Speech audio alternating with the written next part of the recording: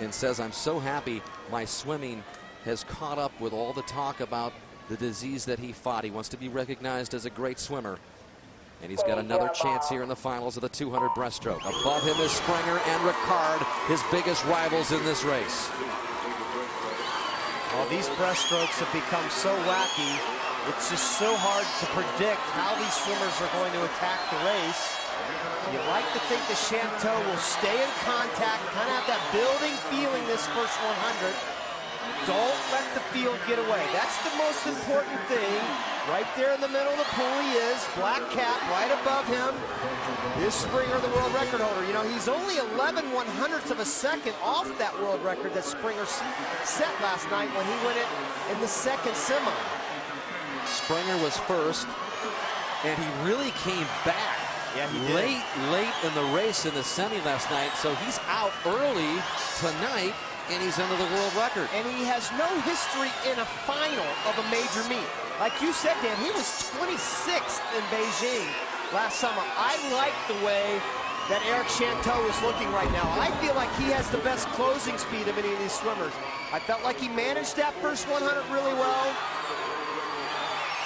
Chanteau was fourth at the halfway mark. Ricard was first. Springer was third. Don't forget about Gidrius Tennis of Lithuania up there in lane 2. But here comes Chanteau a little bit in lane 5.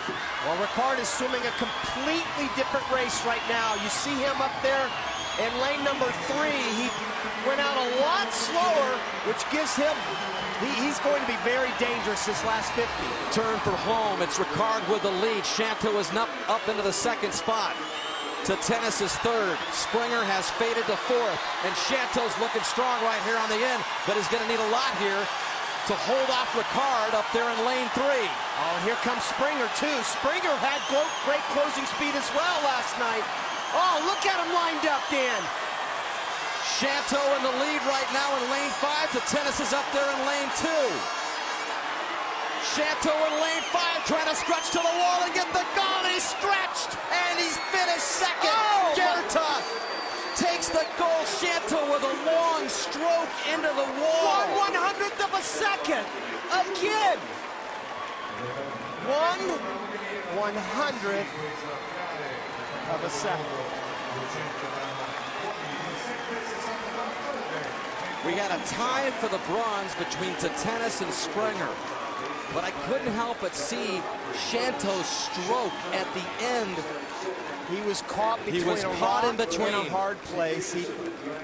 It's almost like he didn't have a choice. Should he take that half stroke? The finish was so critical here. You see this turn. He looked really good. He built this third 50. And Gerta was right next to him. There's Gerta right there. He's kind of out of it at this point. But you knew he was going to have good closing speed. There's Gerta.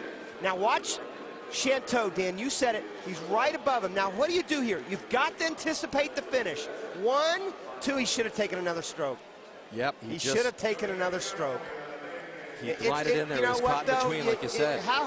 It's difficult for me to sit here to tell you that, but looking at it over again, it's always easy. Hindsight's a beautiful thing, isn't it? He was just caught too long on the end. Oh. It's one of those times when a swimmer has to make a split-second decision. I remember Phelps, who took that kind of extra stroke that ended up getting him the gold over Kavich in the 100 fly in Beijing. Chanteau thought he was going with the best option at the time, stretched in, but ends up second behind Gerta, who took silver in this event back in 04 in Greece at the age of 15. Once again, a look at Chanteau here, gliding in. Right there. See at the very end? Oh, he's just toward the end. He shouldn't have taken that extra stroke. It's the difference between gold and silver in this World Championship.